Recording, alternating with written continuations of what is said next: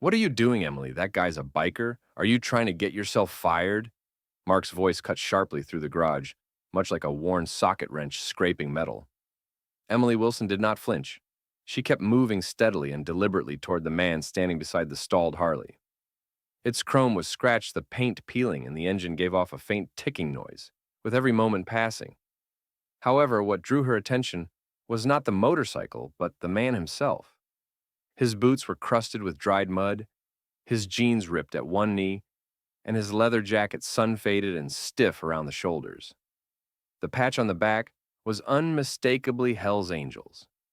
Tattoos twisted up his neck, resembling cracked vines, and his gray hair clung to his temples, damp with sweat. But it was not the ink or the patch that made others step back. It was the look in his eyes, desperate and frantic, as if he was struggling to hold it together and failing. "Hey, ma'am," he said as Emily approached, his voice tense and trembling. "I'm not here to cause trouble. My bike broke down 2 blocks away. I pushed it here. My daughter, she is at Uptown General, suffering from internal bleeding.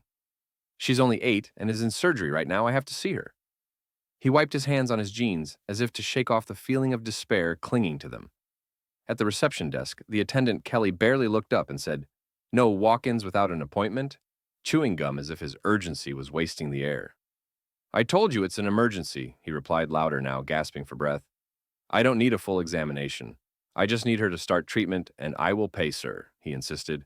Snapping her gum, Emily replied sharply, while everyone nearby seemed occupied with something important behind her. 2 customers edged away from the man as if he were contagious. One whispered quietly to the other, "Looks like that biker shows up again, same guy." Mark leaned slightly toward Jason and murmured, "You see how his hands are trembling?" Without hesitation, Emily stepped forward, grabbed a rag from the bench, and approached the motorcycle. "I just want to check what's wrong," she said calmly. "You don't need to," David's voice boomed across the floor like a sudden storm. The manager emerged from his office holding a steaming foam cup, his jaw tightly clenched, the muscles twitching at his temples. "Emily, I will only say this once. No ticket means no work. If you touch that bike, you're on your own." "He's not asking for a full rebuild," Emily replied softly, her voice steady. "He's just looking for help." "We don't do help," David snapped. "We follow protocol." The biker looked like he wished he could vanish. His face flushed red beneath the grime, and his hands twitched anxiously at his sides. He began to step back. "Forget it," he muttered. "I'll push it somewhere else." "No, you won't," Emily said firmly as she crouched beside the bike. She popped open the ignition panel, her fingers moving swiftly and skillfully. "This won't take long, Emily," David shouted, throwing his cup into the trash bin. "That's it, you're fired." Silence. The entire garage froze. Even the air compressor in the back seemed to hold its breath. Emily stood slowly, wiping her hands with the rag. Tucked into her belt, she avoided looking at David and instead focused on the biker. He stared at her with wide eyes, clearly overwhelmed. "I am sorry," he said. "I did not mean to get you into trouble." She shook her head and replied, "Do not worry, it is not your fault. They do not see you." If you also sense the weight of that unfairness, give Emily a like and do not forget to leave a comment telling us where you are watching from. Perhaps someone nearby is following this story with you. With that, she turned and walked through the gauntlet of silence and sideways glances, then pushed open the front door. The air in the Bronx was cold, crisp, and genuine. It struck her like a slap, awakening something inside her. Behind her, the Harley came alive with a roar, sputtered once, and then settled into a low growl. The man did not say a word, but Emma knew he would reach his daughter. The bike still had fight left in it, and so did she. The quiet clung to Emma long after the Autopro door slammed shut behind her. The noise of the Bronx streets, the blaring footsteps, and a siren somewhere uptown rushed in to fill the silence. But none of it could drown out the ringing in her ears. Her fingers still smelled of grease and hot metal. She tightened her hoodie around her jumpsuit and began to walk, uncertain where she was headed, only knowing she could not stand still. By the time she arrived at the train station 2 blocks down, the adrenaline had faded and her body ached under the weight of what had just occurred. Fired just like that after 3 years of hard work. Arriving early and leaving late, completing the hard, thankless tasks no one else wanted to touch. Her story was summed up in one sentence. She sat on the bench opposite the platform, feeling the wooden slats press painfully into her back. She thought about calling her mother, but wondered what she could possibly say. Hey, Mom, remember that job that kept a roof over our heads and insulin in the fridge? Well, it's gone now because I helped a man. Instead, Emily focused her eyes on a colorful advertisement plastered across the train walls. It featured a glossy vacation poster from Palm Springs with endless sand and flawless smiles. It all seemed like some cruel joke. The next morning, she woke up early, driven by routine. She laced up her boots, but stopped halfway. There was nowhere to head. Still, she gathered her tools. Old habits die hard. Her first destination was a garage down on 161st Street in Jerome, a place where she had done freelance brake work 2 summers earlier. The manager recognized her, smiled, and listened attentively. But when she explained where she had worked before and why she left, his expression changed. He nodded stiffly and said they would contact her if any jobs came up. By lunchtime, she had been to 3 other workshops. One said they were not hiring, another told her she didn't fit their team culture, and the last one scrutinized her appearance and asked, "Are you sure you wouldn't be better off in customer service?" Emily said nothing and simply walked away. The pain was not just from losing her job. It was the unbearable feeling that no one wanted to know the reasons behind it. No one cared that a man had come into the garage practically begging for help and that she had chosen to assist him. All they saw was a woman who had crossed the line by staying late. In the afternoon, Emily found herself sitting on the steps of her apartment building, watching the sunlight stretch endlessly. Across the street, she still had not told her mother. The weight of shame clung to her chest like a damp shirt. Inside the apartment, the air carried a faint scent of Vicks and slowly simmered collard greens. Her mother sat by the window, knitting without much enthusiasm, glasses perched low on her nose.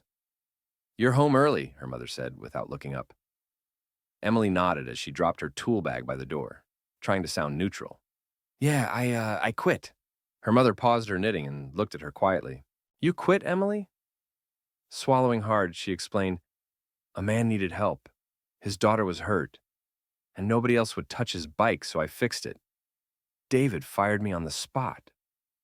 Silence filled the room.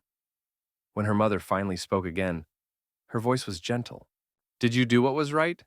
Emily nodded, eyes stinging. "Then don't let a paycheck shame you." It was the first kindness she had received all day, and it broke her heart. Emily turned away, biting the inside of her cheek to stop herself from crying. That night, she sat at the kitchen table long after her mother had gone to bed. Her phone buzzed with notifications, mostly job postings, spam, and a reminder about the gas bill. One message caught her eye from a number she did not recognize, containing only 3 words. "You still good?"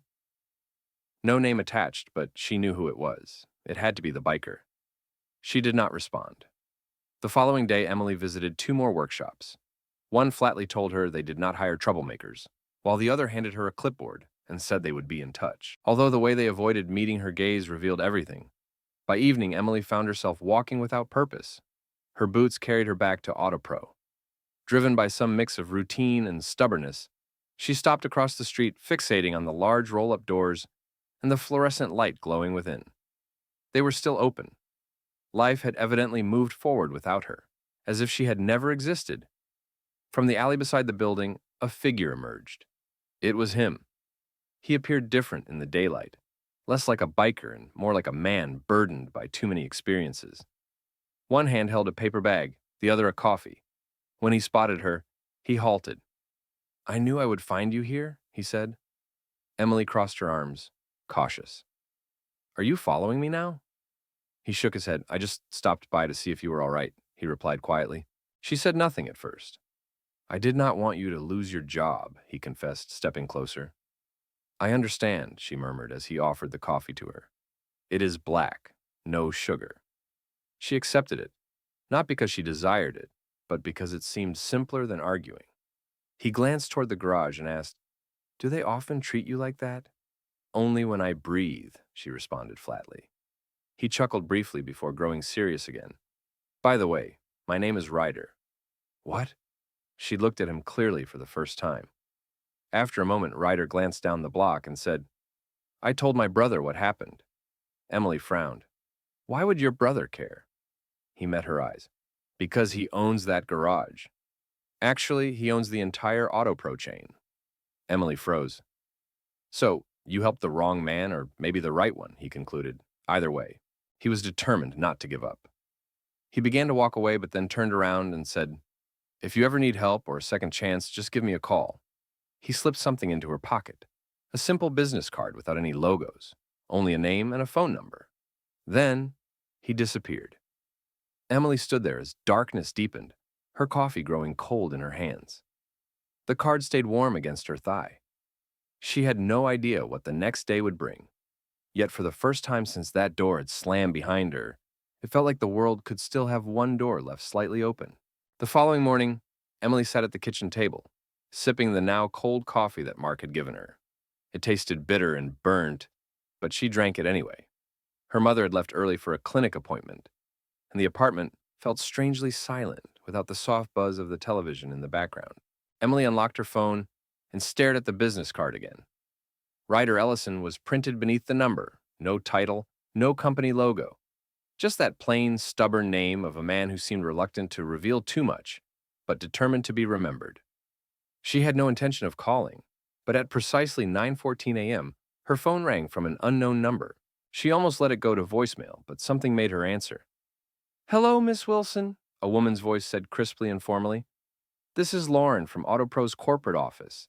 Our executive director would like to arrange a meeting with you at your earliest convenience." Emily blinked and asked, "What?" The voice continued, "Mr. Ellison requested you come in today if possible." Her breath caught. It was Ellison, yes ma'am, the CEO. She could hardly believe it. Emily laughed, though it came out more like a strangled cough than a genuine chuckle. She wasn't quite sure why Mark wanted to meet her.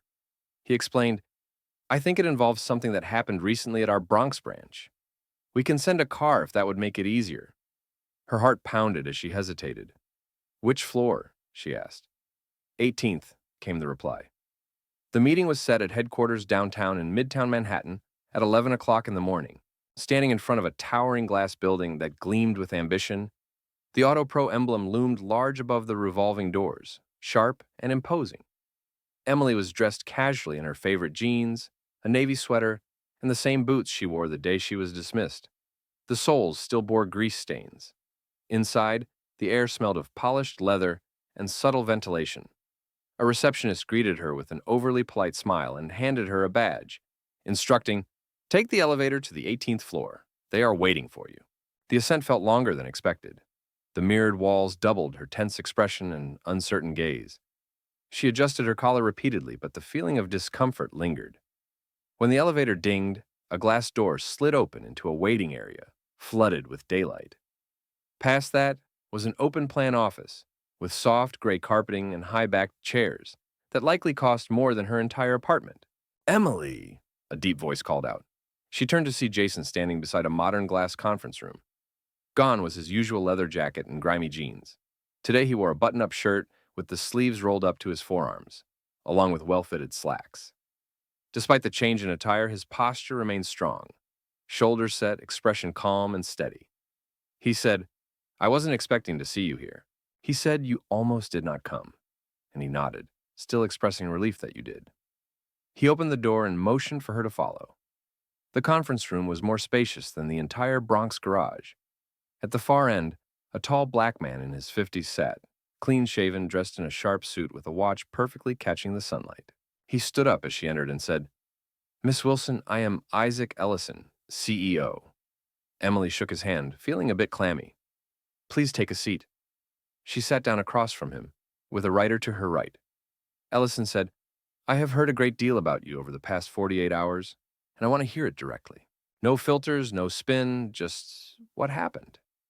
Emily hesitated, then took a deep breath and recounted the story of the desperate man who came in, the silence that followed, Kelly and David, and how everyone treated the biker with utter disdain. She told him how she intervened and ultimately got dismissed. Ellison listened quietly, fingers steepled before him, and jaw clenched once when she repeated David's exact words. After she finished, a long pause followed. "I am not asking for my position back," she added. "I just want you to understand how your team operates." Ellison nodded slowly. "I value your honesty and your self-control. Most people would have already blown up social media by now." "I do not seek attention," Emily said. I want things to improve for the next woman who comes through those doors. The writer smiled faintly beside her while Ellison reclined in his chair. Emily is my older sister. She assisted me in establishing AutoPro in the beginning stages before the franchise and prior to the corporate board's involvement. She was working under cars before I ever held a wrench. She stepped away a few years ago, but remains significant to this company. When I learned about what happened, my voice softened, then firmed. I reviewed your file, Emily.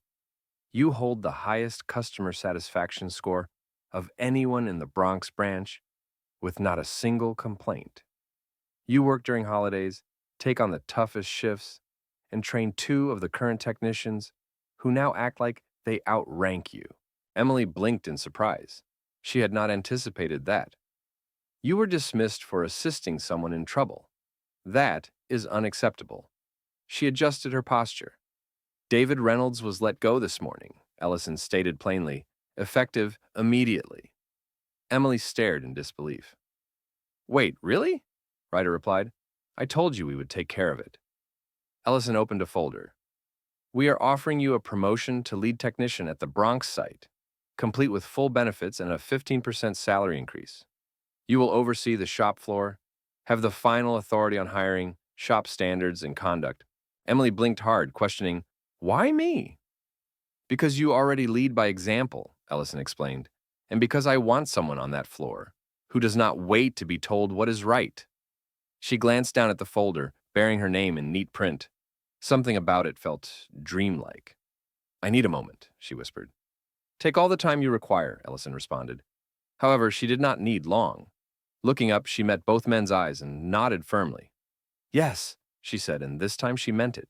As Emily exited the office and stepped into the elevator, she did not appear like someone who had recently lost everything. Instead, she seemed like a person on the verge of a new beginning. She emerged from the AutoPro tower, gripping the folder firmly in her hand, its sharp corners digging into her fingertips. The midday sun shone brighter than she recalled, reflecting off the glass and steel surfaces and casting lengthy shadows throughout Midtown. She paused momentarily near the curb, allowing the city's chaotic symphony of honking horns, voices, and construction noises to envelop her. Then she let out a deep breath. Being the lead technician meant raising her own team and enforcing her own rules. It felt unreal, not quite sinking in yet. She took the subway heading back to the Bronx, keeping the folder tucked beneath her coat as if it were something precious. Her reflection in the window met her gaze, serene on the outside but burning with determination in her eyes. She was not merely reclaiming her job. She was earning a place at the decision-making table. For the first time ever, she would not have to whisper to make herself heard. Upon arriving at 149th Street, she walked the last 4 blocks to her building, where her mother waited on the stoop, knitting needles resting in her lap, eyes squinting against the winter sunlight. So, her mother inquired without lifting her gaze. Emily held up the folder and offered a faint smile. They gave me back more than just the job. Her mother raised an eyebrow. How much more? A new title, a raise, control over hiring, and floor management. Emily paused for a moment before adding, they added that they had fired David. Her mother exhaled slowly and put the knitting down. That man's words were poisonous, she said quietly. Emily laid out the papers across the kitchen table, reading every sentence carefully. She examined each condition to make certain she wasn't just imagining things. This was truly happening. Something within her stirred, a feeling beyond mere pride, something closer to determination. She could not simply return and pretend everything was as before. The following morning, she went back to the Bronx AutoPro branch, not as a visitor or the girl at Bay 4, but as the newly appointed lead technician. The reception area was calm when she arrived. Kelly, the receptionist, blinked in surprise upon seeing her. Can I assist you? She asked. Then recognition dawned on her face. Oh, Emily, good morning. Is Jason here? Emily inquired. Kelly's mouth opened and closed. I think he's in the back. Without another word, Emily proceeded toward the garage. The scent of oil and aged rubber filled the air, just as she remembered. Sparks flew from a welding station near the corner. Jason stood bent over an engine, earbuds in, unaware of his surroundings. She tapped his shoulder, making him jump and pull out an earbud. Emily, he said, startled. In person, he appeared anxious and looked around nervously. Are you just visiting? She shook her head. I am not visiting Jason. I am back. He paused in surprise. What? The CEO brought you back officially? You're the lead technician now? His eyes grew wide. Wow, that is amazing. She noted his reaction was not belittling, only astonished. I know this shop, she said firmly, ready to prove herself. The whispers, the glances, the assumptions. Emily was not here to participate in that kind of game. She was determined to change it. So if you are on board, fantastic. If not, make way. Jason nodded slowly. I am on board. By midday, word had spread. Some messages acknowledged her respectfully, while others completely avoided her presence. A few, such as Mark, gathered quietly in a corner, whispering and observing. She did not approach them, not yet. She wanted to give them time to adjust, to let their feelings settle. Later that afternoon, she discovered an email waiting in the inbox of her new company. The subject read, Internal Equity Audit Authorized Access. Attached were lengthy, cold reports, rows of figures, charts, and incident logs. As she scanned through, each entry felt like a blow to the stomach. One particular line stood out. Employee name, Emily Wilson. Incident type, non-compliance. Action taken, immediate termination. Manager, David Reynolds. She stared at it for a long time. They really had erased her existence with a single sentence. That evening, she sat on the fire escape outside her window, a notebook resting on her lap. She opened it and began writing, not out of anger, but with newfound clarity. She described the day the motorcyclist arrived, the silence that followed, the glances, the burning sensation in her chest when she made her decision. At the top of the page, she wrote one phrase underlined in red, "We do not see people like her." The following morning, she published her first podcast episode. It was raw and unpolished, her voice calm yet intimate, filling the spaces between breaths. This is not about revenge, she said. This is about change. Understanding the frustration of doing the right thing yet facing consequences. This story explores what we sacrifice when we stop recognizing each other's humanity. Emily published the episode before second-guessing herself, and by evening it had reached 7,000 plays. Responses flooded in from auto workers, nurses, teachers, and parents who shared, I have been through this, thank you for voicing it aloud. I believed I was alone. At AutoPro headquarters, someone sent the episode to Isaac Wilson. He listened quietly, his expression unreadable, while Emily sat opposite him, unreserved in her emotions. She should not hold back, Emily said. Wilson agreed, and she nodded, adding, let us not waste this moment. Back in the Bronx, Emily's second day at work ended with a call from corporate about a meeting. It was not about a raise or policy changes, but something far more significant, something that could potentially alter the entire system. Her heart raced as she hung up, glancing around the garage at the grimed windows, the worn walls, and the men who now subtly gave her more room as she walked by. She realized she did not need their approval. She had her own voice, and now the world was finally beginning to hear it. It was remarkable how fast a voice could spread. Within 2 days, Emily's podcast episode had traveled across state lines. A former welder from Ohio sent a message saying he was moved to tears listening to her. A middle-aged black woman from Detroit said Emily had spoken what she had long feared to say. Someone from Idaho asked if the episode could be shared further. Emily did not pursue popularity as a goal. What she truly sought was for truth to resonate once more in places long silenced. The garage never addressed the matter openly, but quietly began to transform. Jason ceased addressing her as boss with a mocking tone and now spoke to her sincerely. Kelly stopped snapping gum whenever Emily entered and even started making coffee for her one morning, black without sugar. Then, on a Friday afternoon, something unexpected occurred. A man sporting a gray blazer appeared around 3 p.m., holding a clipboard and wearing a smile too rehearsed to be authentic. He asked for Emily at the front desk, and Kelly called her through the intercom in a formal voice, Emily, someone is here for you. Emily emerged from beneath the lifted chassis of a Chevy, wiping her hands on her coveralls, and approached the front. When she asked if he was there for a service, the man extended his hand. David Quinn, Corporate Affairs, he introduced himself. Emily raised an eyebrow. Did I do something wrong? He laughed softly. Not at all, but Mr. Ellison wishes to meet with you again tomorrow, in the conference room at headquarters. Emily glanced at the clipboard. Is this related to the podcast? I believe it concerns what comes after, he replied. The following morning, the elevator doors opened once more on the 18th floor. This time, Emily was not anxious, but clear-minded and concentrated. She wore the same boot-cuffed, stained clothes, unapologetically authentic. Inside the conference room sat Isaac Ellison and Ryder.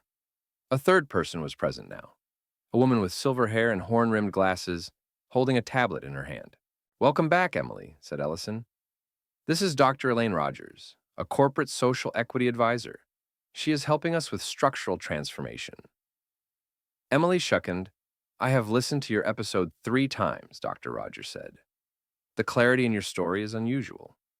You did not place blame, yet you did not sugarcoat the reality either. Emma sat quietly and said, I did not know what else to do. Jason spoke up. You told the truth in a way most people never choose to. Ellison leaned forward. We want to suggest something new, something more significant than a policy brief or a soft apology. He slid a paper across the table. We are starting a company-wide internal equity program, and we want your voice to be at its core. You would lead employee stories, develop the platform, and help direct training sessions for leadership groups. We promise to ensure you receive training, fair pay, and respect. Emily looked down at the document, feeling uncertain. There was excitement, but also doubt. I am a mechanic, she said. I fix things using my hands, bolts, and torque wrenches. I am not trained for all this. Dr. Rogers smiled gently. And yet, here you are. Ellison clasped his hands. The truth is, Emily, you fixed something more vital than a motorcycle. You changed the atmosphere of the entire organization. You forced us to confront what we refuse to acknowledge. That is a mechanic's instinct, knowing where the strain lies and how to ease it. She stared at him for a long moment. I never planned any of this. I did not think about it. Justice or authority. I just witnessed someone in need of assistance. So I offered help despite the consequences, stated the writer. Then added, now you are the one crafting the next part. Emily reclined in the chair, her tone calm but resolute. I refuse to proceed unless it carries meaning, unless it impacts the floor workers, the shop youngsters, the women who stay silent out of fear of speaking up. Dr. Rogers nodded in agreement. That is precisely why we are requesting your involvement. Emily glanced down at the document once more and placed her signature. The following week was a whirlwind of activity. She divided her time between the Bronx garage and the company's main office. Mornings were spent running diagnostics and fixing alternators.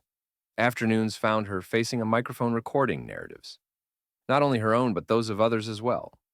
She interviewed a young Latina from Phoenix who was passed over for promotion because her supervisor claimed she smiled too much, an older technician from New Jersey who had trained 3 men that all received advancement before him, and a transgender employee in Chicago who was forced to use a separate locker room for 2 years due to management's fear of complaints.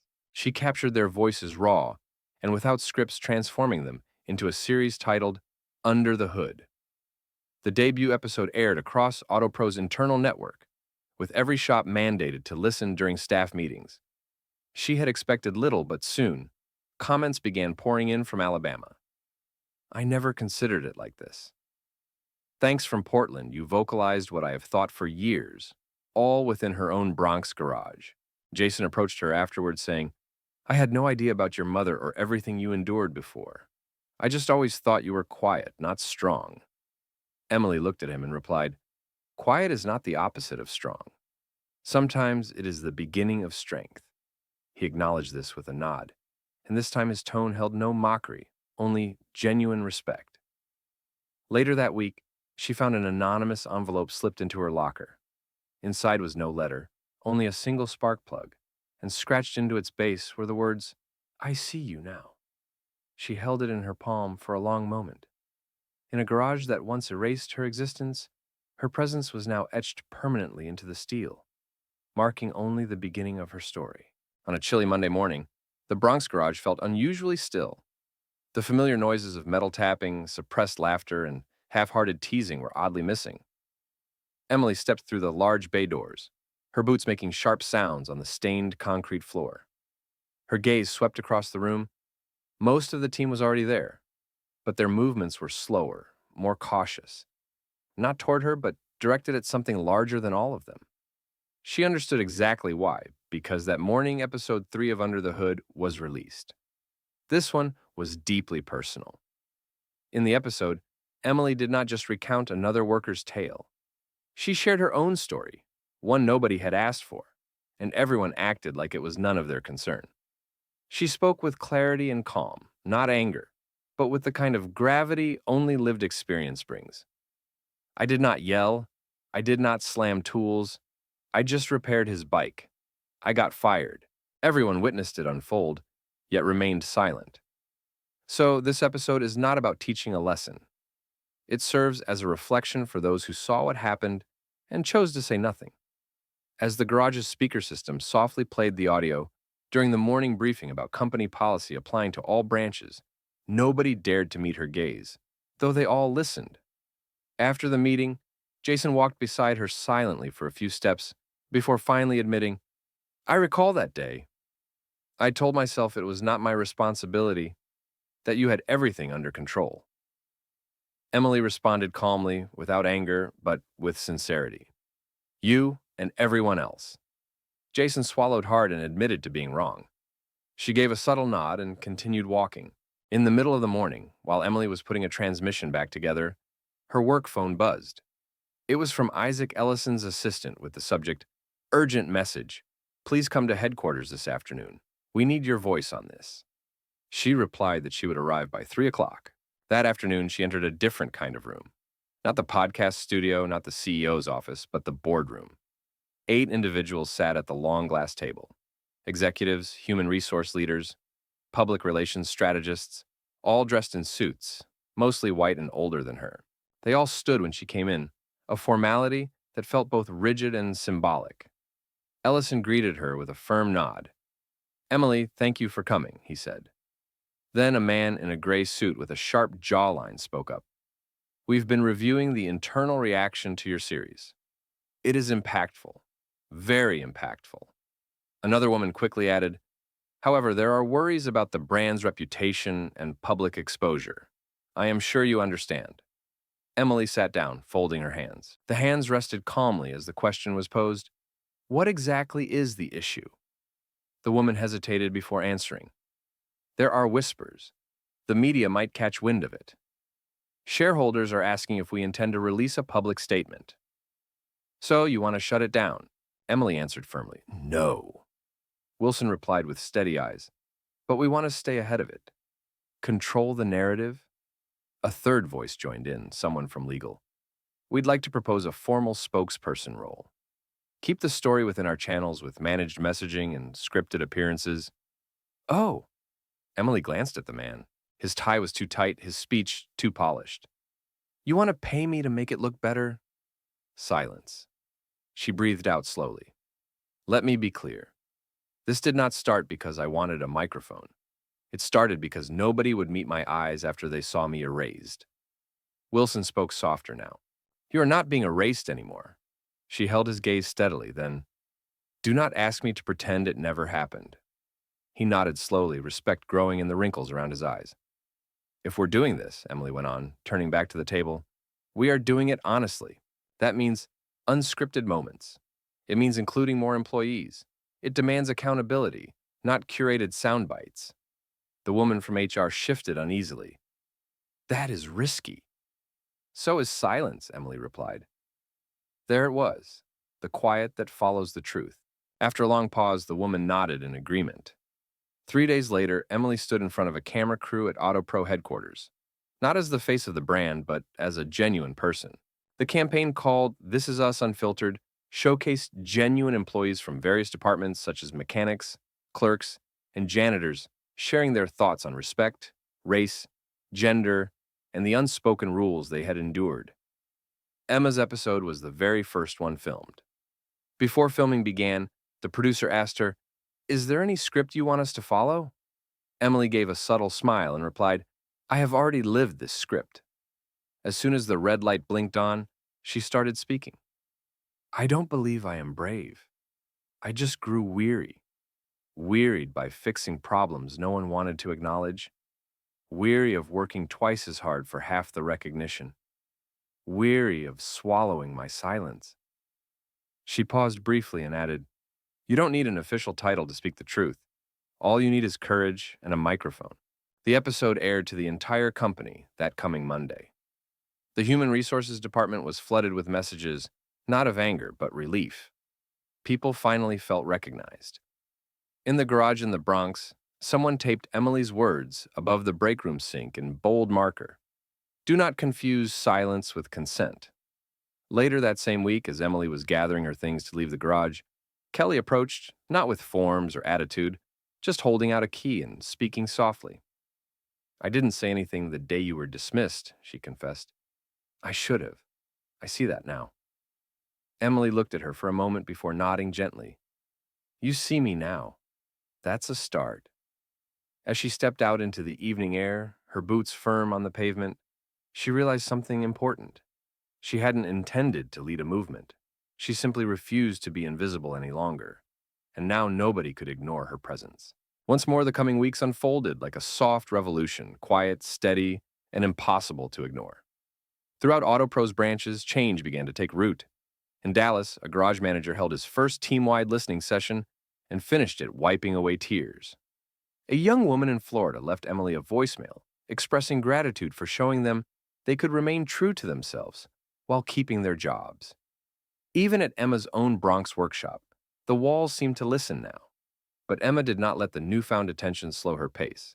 She arrived every morning wearing grease-streaked coveralls.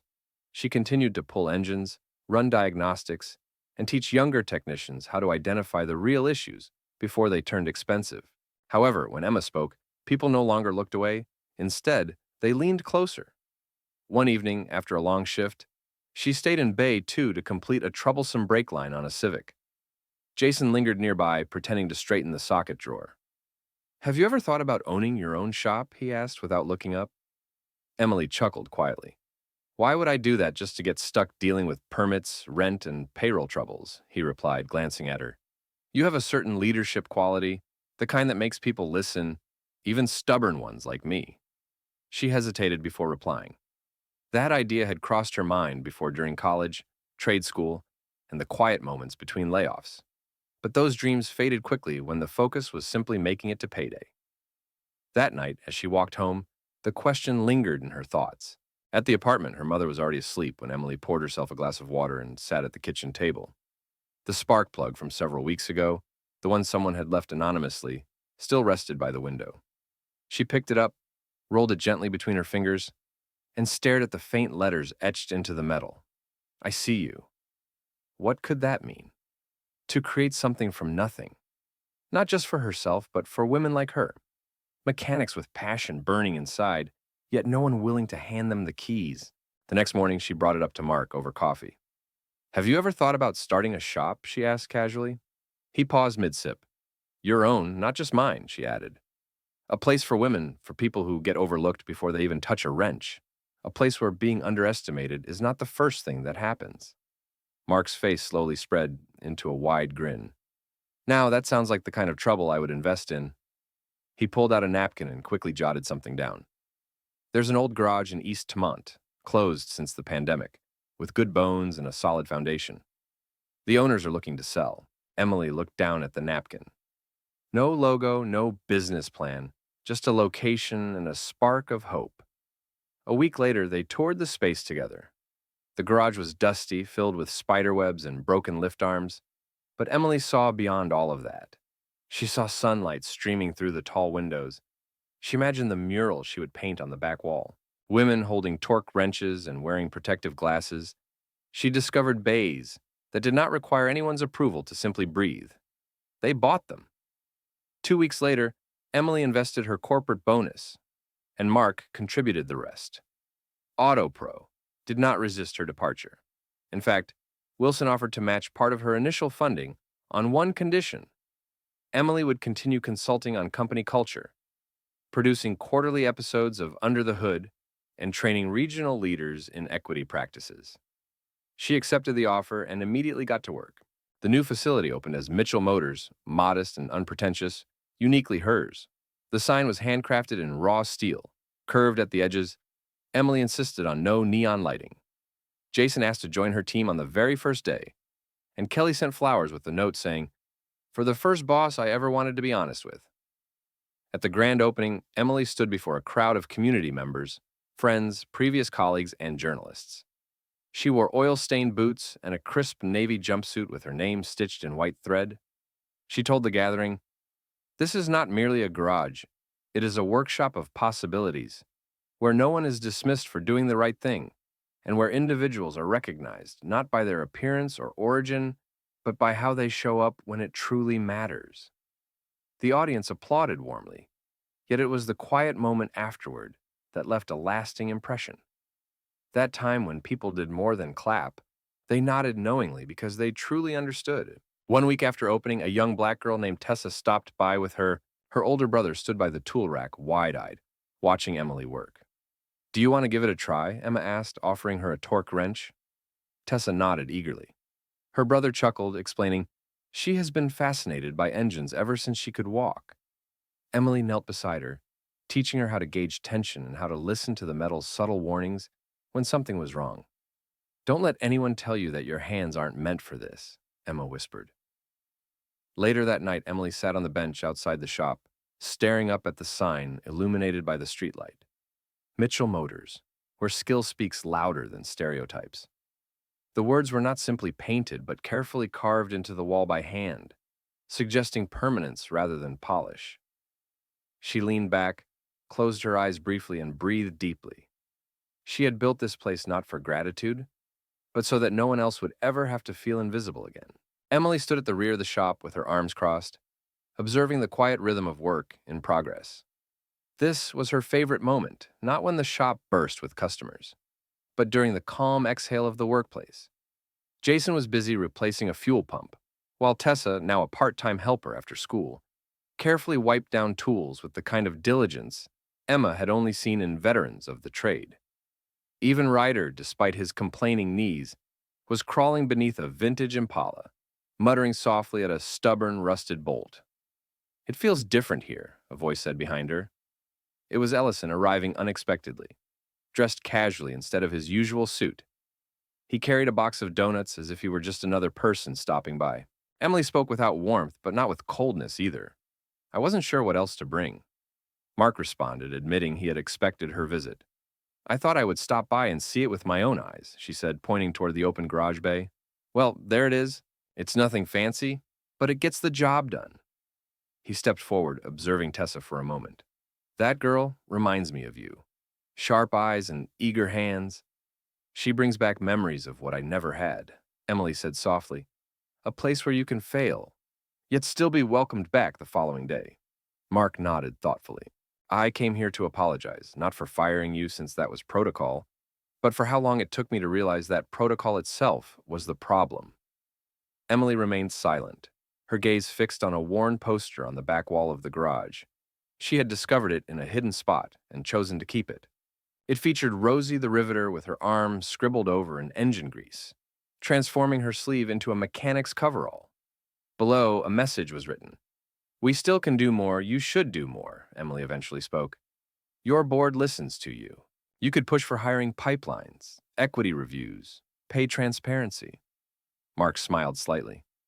"You sound like someone who deserves a seat on the board," he said, raising an eyebrow. "I'm not for sale, Mr. Mark," she replied firmly.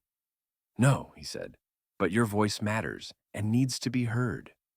They stood quietly for a moment longer before he placed a box of donuts on the counter and left. Later that day, Emily found a small envelope tucked inside the box. No money, no contract, just a simple note. Sometimes true leadership means stepping aside, Ellison. That evening, Emily remained long after everyone else had gone. She wandered through each workstation, her fingers lightly brushing over tool benches and air compressors, allowing the silence to fill the room. Her steps paused at Bay 3, where her late father's wrench was displayed, one of the few belongings she kept after his passing. She gently pressed her hand against the worn handle, recalling how he used to tell her, "Every skilled mechanic understands when to tighten and when to release." The following morning brought heavy rain, a downpour that flooded gutters and softened headlights into blurred shades like a watercolor painting. Yet the workshop remained bustling. By midday, a small crowd formed outside, sheltered by umbrellas, Emily glanced out and frowned. Media crews had arrived, along with several journalists and, unexpectedly, a few city council members. Ryder hurried in, saying, "You will want to see this." A police escort pulled up, and Shondanda Price, the city's commissioner for vocational equity, stepped out. She shrugged off her coat and approached Emily with a warm smile. "I heard this is where respect is rebuilt using socket wrenches," Shondanda remarked, holding out her hand. Surprised, Emily shook it. "We only fix cars," she said. "No," Shondanda replied, surveying the room. "You fixed an entire system." Silence fell as cameras clicked. Then Shondanda announced the city was launching a new partnership initiative called HANDS, providing grants and assistance to women-owned mechanical trade enterprises.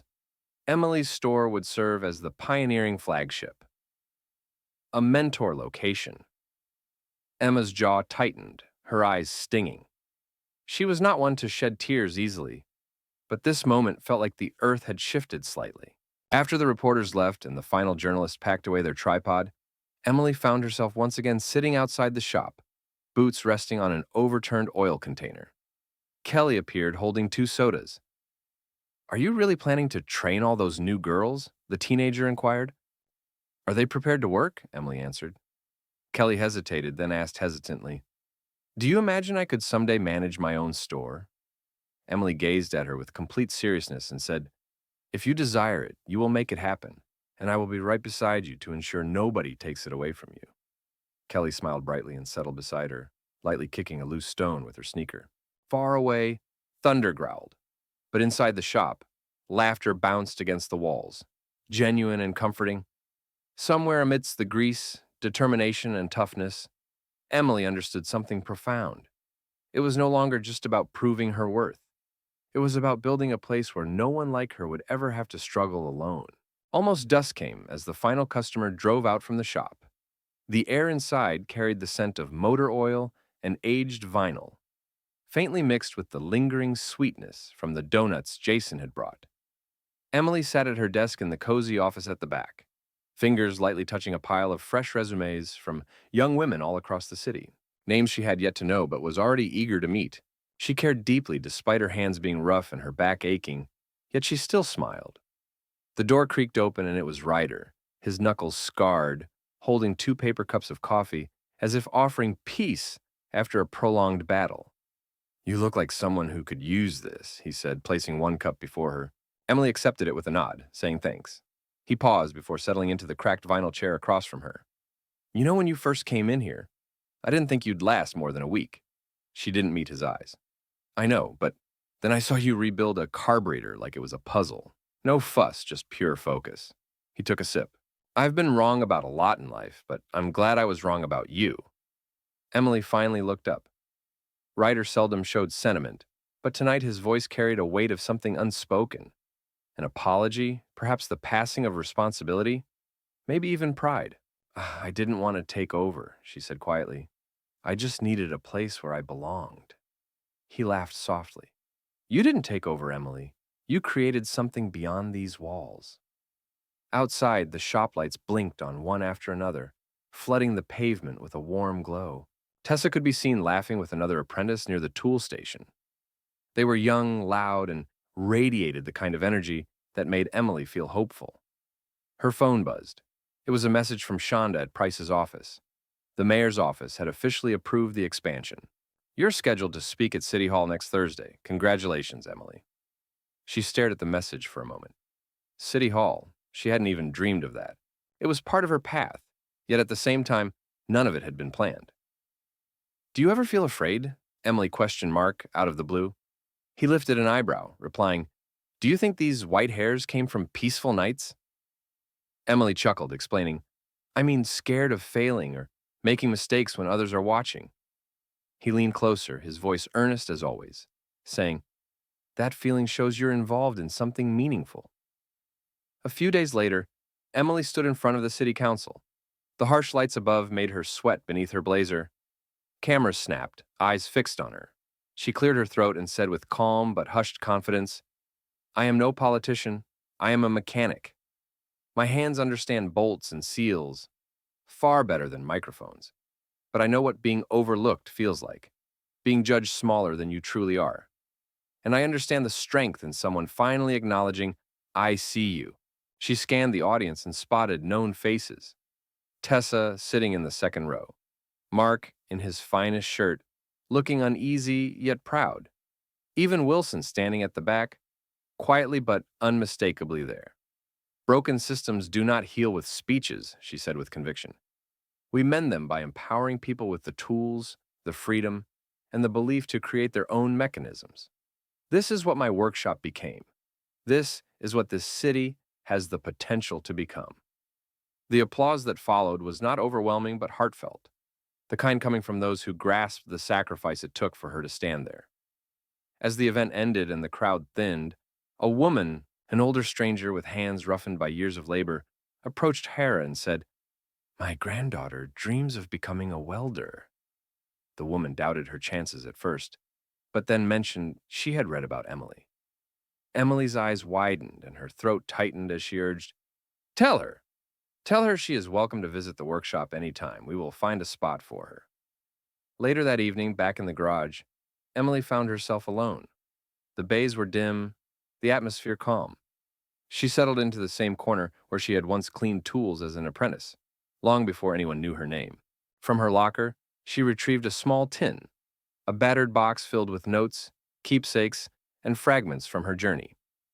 At the very bottom lay a faded photo of her father, his face smeared with grease and wearing a proud grin. Whispering softly, she said, I did it, Daddy, and I wasn't alone. A sudden gust shook the door. Rising, Emily moved to it, flipped the lock, and closed it firmly, shutting out the world for the night. Outside, the city hummed endlessly, but inside the garage, there was stillness, not silence, more like peace. This quiet triumph was exactly what Emily Wilson had sought throughout her life.